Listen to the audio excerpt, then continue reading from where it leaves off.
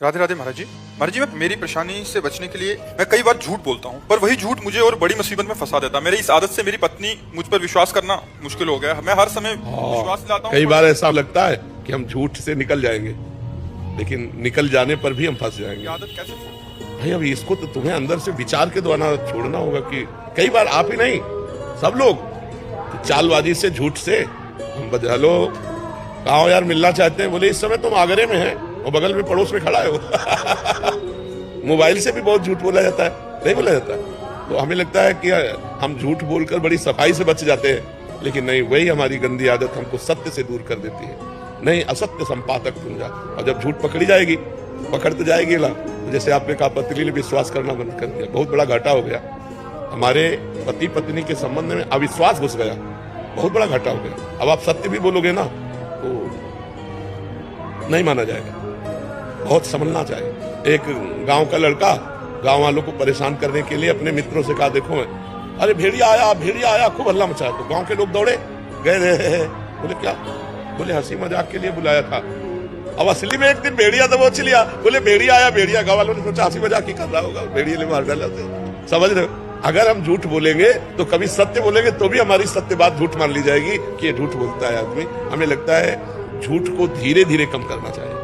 कह दें आज से हरिश्चंद्र सत्यवादी, तो ऐसा नहीं हो पाएगा, क्योंकि जवान है और माइंड है, वो झूठ से बचता रहा है तो प्रयास करेगा झूठ का।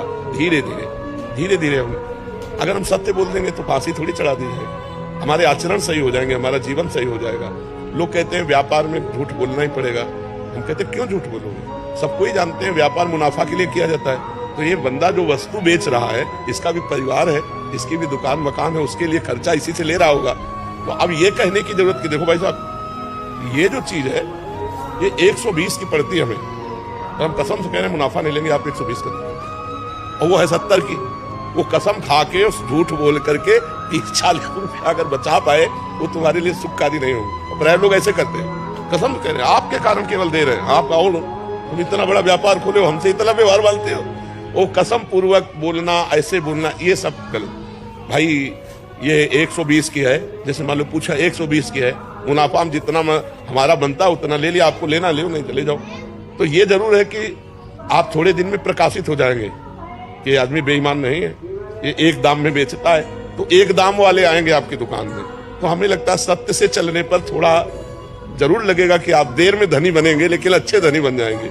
दीपक की तरह जलोगे तो जलते रहोगे, हाइलोजन की तरह प्रकाशित होगे, फ्यूज हो जाओगे। अधर्म ना करो, झूठ मत बोलो, बेईमानी मत करो।